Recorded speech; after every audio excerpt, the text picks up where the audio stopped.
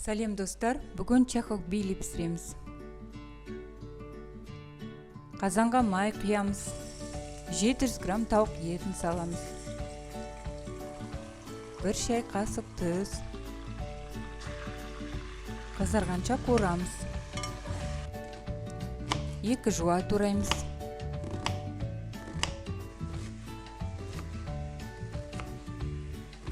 2 болгар брушын тураймыз.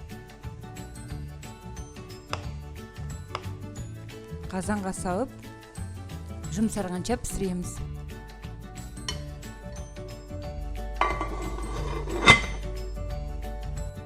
Төрт 5 қызанақ тураймыз.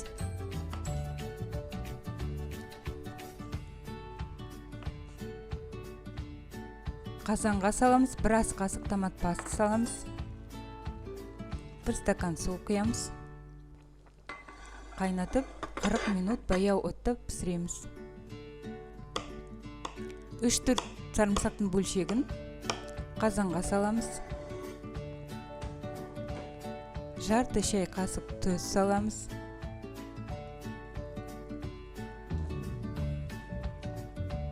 Кинза қосамыз. Хмели сунели.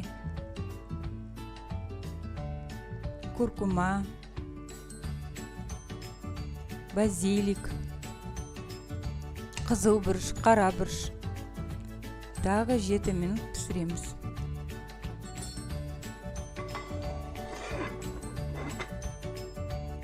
Сізге ұнайтын гарнирге саламыз.